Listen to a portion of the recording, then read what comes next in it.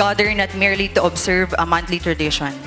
We gather to answer a call for proactive, people-centered, and purposive action. A call for vigilance, and above all, a call for unity. Ang kaligtasan ng bawat Ilagueño ay hindi lamang tungkulin ng iisang organisasyon. Ito ay responsibilidad ng bawat isa, mula sa barangay, lokal na pamahalaan, mga ahensya ng gobyerno, pribadong sektor at bawat pamilya. Kinakailangan ng sama-samang aksyon upang matiyak na bawat tahanan at pamayanan ay ligtas sa sunog. Ang ating pagkakaisa ay ang ating pinakamabisang sandata laban sa sakuna. At anuman po ang estado sa buhay, nararamat lamang na tayo ay maging handa. Kaya taus-puso po kaming nagpapasalamat sa inyong patuloy na suporta sa Bureau of Fire Protection, lalong-lalo na po sa City of Ilagan Fire Station, most especially to our beloved Mayor. Sir, thank you, sir, for always supporting us in our endeavors and in our activities. We will not be able to achieve those missions and objectives po without your help and without your continuing guidance and support, Mayor. And also to our Vice Mayor Jabe, sir, maraming salamat po.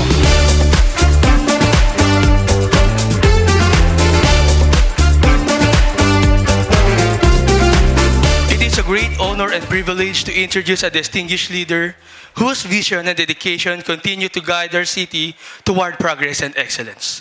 Please join me in welcoming the City Mayor of the City of Ilagan, Honorable Jose Marie Lagi Diaz. Through his strong leadership, commitment to public service, and unwavering support to our uniformed personnel, our city continues to grow and thrive under his guidance. Today, we are very grateful for his presence and continued support to the Bureau of Fire Protection and the entire community. Ladies and gentlemen, may I now call on our City Mayor, Honorable Jose Marie Lagi Diaz, for his message.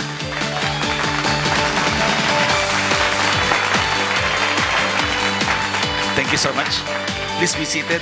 Thank you, Officers Yuzon and Officer Bakiran, for those kind and flattering introduction. Well, I was really, it was really amazing, to hear and to listen from the untold stories of the BFP. And before any furtherance, may I acknowledge with all sincerity and laud and congratulate the leader of the BFP in the City of Ilagan, none other than Ma'am Amy Carino. Palakpakan po na, Escubio Carino, palakpakan po natin. Really an epitome of brain and beauty. Leader na leader po. First na female na naging fire marshal rito sa City of Ilagan. May I also acknowledge the presence of our Chief of Police, none other than Police Colonel Jeffrey Raposas. Palakpakan po natin. Our Jail Inspector Robert Arguelles, the Jail Warden, palakpakan natin. And Sir Eric G. Magtaan, our SOCO. Members of the Honorable Council headed by the Honorable Vice Mayor J. Ivson Diaz, Honorable Tugade, Honorable Tabangkura, Honorable Manaligod, Honorable Kit Bello, Honorable Gawiran, Honorable Albano, Honorable Bringas, former Mayor, Honorable Muds Diaz, Honorable Joji Baggao Borromeo, our number 1 Councilor Villanueva Garcia, Honorable SK Federation President Nebalasca, Honorable Gaylor Malunay, Honorable Mata, and Honorable Servilla, our ABC President. Department heads, other illustrious dignitaries, friends, ladies and gentlemen, magandang sumusulong na umaga sa ating lahat.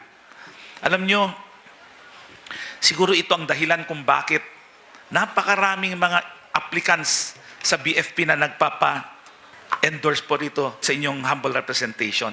Nakita nyo naman, very amazing talaga.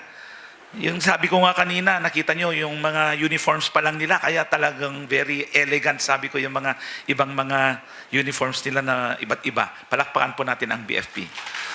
So, ang ating horse department this morning is the Bureau of Fire Department headed by Fire Marshal Jaime Escubo Carino. Talagang leader na leader.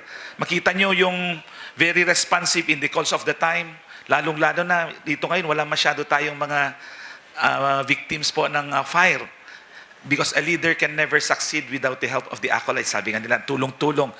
Leadership is the ability also to influence and to inspire other people to work hard in achieving a certain task. It is a catalyst that transforms a potential into a reality. Yan ang personality ng ating head. Walang iba kundi si Ma'am Amy Carino. Congratulations sa mga accomplishments po ninyo at maraming salamat sa services at aktibong suporta ninyo in maintaining public safety sa ating syudad. Dahil nga po Fire Prevention Month ngayon, natural na BFP ang host natin. Kaya paalala lang po sa mga mahilig maglaro ng apoy. Mag-ingat po kayo. Kapag nalaman ni Mrs. yan, siguradong sunog kayo. Ay, pag-apoy yata ang natutukoy ko. Pasensya ka na, Kit. Katabi na naman kasi kita kanina. Sabi ba naman ni Kit, talagang pag ganitong mainit, marupok talaga tayo, sabi niya. Palakpakan natin si Kit. Well, the previous week has been a very fruitful and rewarding for us here in the city of Ilagan. Last Monday, we were invited to the Malacanang for the launching of the Local Government Support Fund or LGSF program. Kaya wala po ako rito nung Monday sa flag raising ceremony natin. This initiative will greatly benefit our city with the President allocating 25 million pesos specifically for our rice distribution program to support families in need here in the city of Ilagan. Nabanggit ni Governor nung Saturday nga tungkol sa may rice allocation din po sila sa province, and then there will be a cooperation between the province and the city rin. Pag kulang po yung sa atin, baka magsusupplement po sila.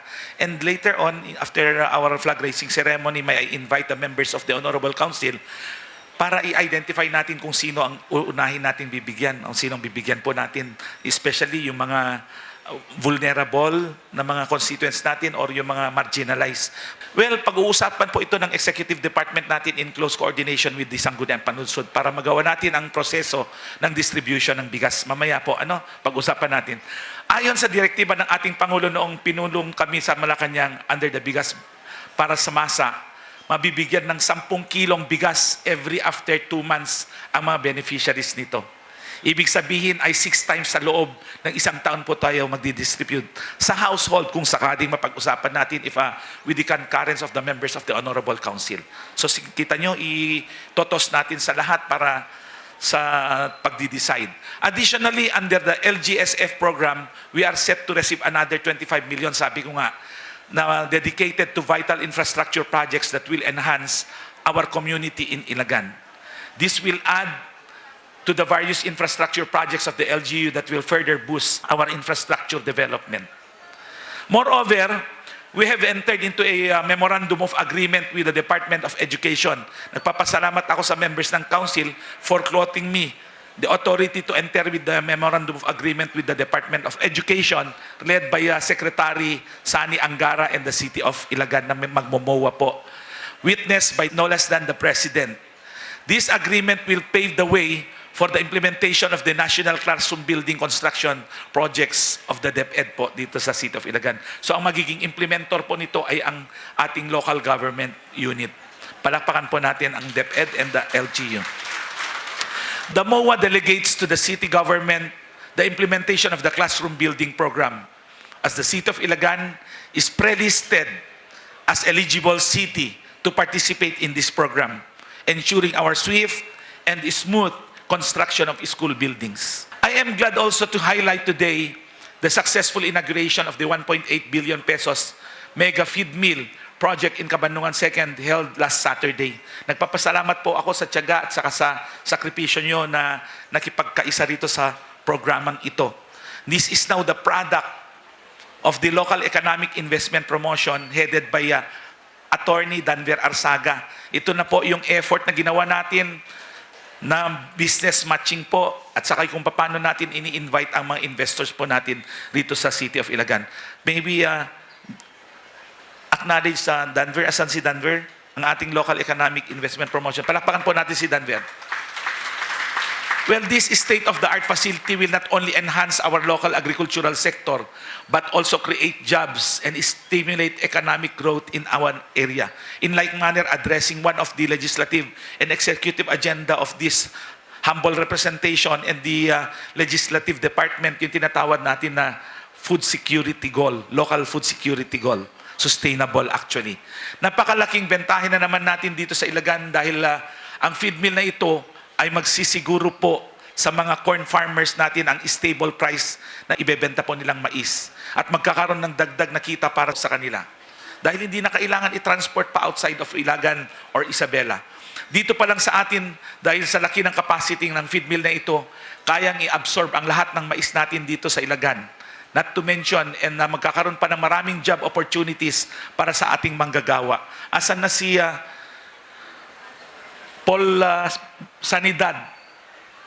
Paul, please do coordinate with the SRM of the Charaon Pokpan. At kailangan nila ng more or less mga 200 na mga employees na permanent po nila na i-hire dyan sa feed mill na yan.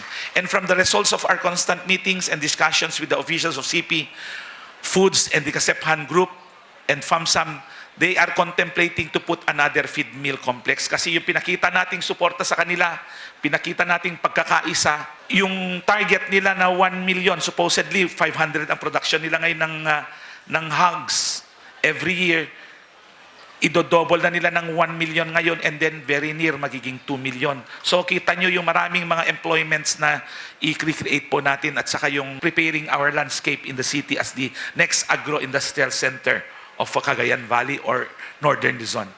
The feed mill represents a milestone in our commitment to advancing food security and supporting our farmers. It embodies the vision for sustainable development and progress that we aspire to achieve together. Nitong nakaraang linggo rin ay naging very busy ang Ilagan dahil magkakasabay na ginanap ang Regional Partners Convergence ng Department of Education dyan po sa Community Center. And at the same time, naisabay din ang PICPA o yung association po ng CPA po sa buong Northern Luzon Convention naman na ginawa po nila dyan sa ating Capital Arena.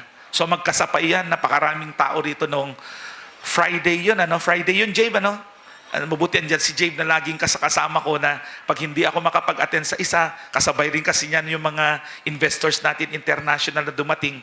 So naghati-hati kami ni Jabe ng kung saan ang magde-deliver ng ating mga speeches.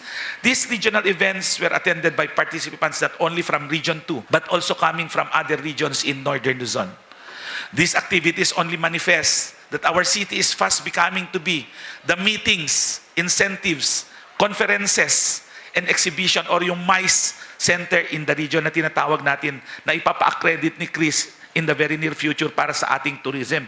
Para pwede na tayong mag-invite po ng mga iba't ibang national or international conventions rin dito sa ating syudad. Susunod po yung sa Electrical Engineers Association rin po na dito gagawin na naman sa atin. So mag-prepare na naman tayo. Dito ang convergence ng lahat ng mga electrical engineers pala ng buong bansa. Dito sila. Dumarami ang events na ginaganap rito sa ating syudad. Dumadami ang opportunities sa ating mga MSMEs. Kita nyo yung mga napagbebentahan nila, yung mga restaurants natin, mga transport sectors natin, at lumalakas pa ang ating economic activities rito sa syudad. In the coming days, we will attend to the needs of our youth naman. Ang ating payout sa ating scholars ay tinakda natin sa susunod na mga araw. Nitong week na ito siguro, mamimigay na po tayo. Last December yata o November last year, namigay tayo ng 13 million. So ngayon, itutuloy natin ang pamimigay ng 22 million ulit na pesos na ipatulong natin sa ating mga scholars. I have already instructed our Special Projects Office under Paul Bakungan para i-prepare ang payroll para sa tuition and allowance ng ating mga scholars. Ibibigay po natin na itong week na to. At dahil Women's Month ngayon, ay magiging busy na naman ang ating Ilaw Head or Ilagan Association of Women headed by Tricia Diaz. Magkakaroon po sila ng distribution ng large cattle na mga 100 ulit na Holstein para sa i-concentrate natin sa 4 na barangays o 5 barangays dito sa Namnama, dito sa Salindingan, Gayong-Gayong Sur at sa Gayong-Gayong Norte. At kung baka sakaling maabot pa natin yung isang barangay dyan sa San Antonio, para i-concentrate natin ang pagpaparami dyan ng Holstein Friesian. Para nang sa ganun yung mag-produce ng gatas. Tulad ng aking nasabi, at least tayo nakapag-contribute na tayo ng 0.3% sa 1% na pinoproduce ng buong Pilipinas. Kulang na kulang ang gatas natin. Sabi ko nga, 99% ini-import natin. So baka sakaling makatulong pa tayo dito sa national pervading problem po na ito. At may mga programa tayo para dyan rin na magkakaroon ng redispersal after na makapag-produce sila ng mga offsprings. So yung mga anak po nila, so i-distribute yan. Pag nanganak na ulit sila, yung anak, i-roll over natin, i-distribute natin hanggang umabot tayo sa lahat ng mga kababaihan. Gusto natin ibigay sa mga kababaihan para makatulong po sila ng panghanap buhay sa kanilang mga asawa. Ilagan Association of Women is partnering with the CSWDO also for the conduct of livelihood programs for Ilaw members. And with TESDA, Isabella for the conduct of training programs in baking, cosmetology, cooking, and other courses. Bago ko po tapusin ang aking mensahe, nais ko po lang pong sabihin na saludo po ako sa ating mga department heads. Palakpakan po natin ang ating mga department heads. Sa mga members ng ating City Council, palakpakan po natin. At sa inyong lahat na bahagi ng ating LGU family. Nakikita ko ang pagsisikap ninyo at sigasig sa pag-agapay sa amin, mga leaders, upang maisakatuparan natin ang mga programang nagbibigay ng parangal at pagkilala sa ating lungsod.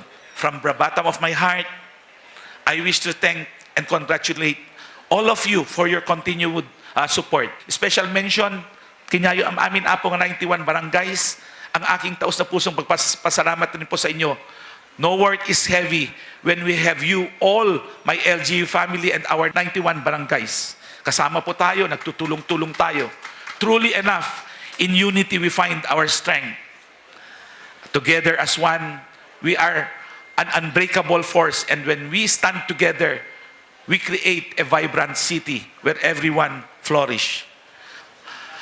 Muli, bago ko tapusin ang aking mensahe, gusto kong ipaalam rin sa inyo sa effort ng ating magaling na presidente ng ISELCO, pero kahit na presidente na ng ISELCO ito, siya ay aking local executive assistant pa rin rito, and still he did really articulate the plight and predicament, one of the pillars of our livable city, yung tinatawag natin na mobility. Meron tayong approved na naman na LTFRB po na ruta na naman. So magkakaroon na tayo ng ruta dyan sa Barangay Pasa ng modernized jeepney na naman po sa Pasa. Biro mo, aabot na dyan.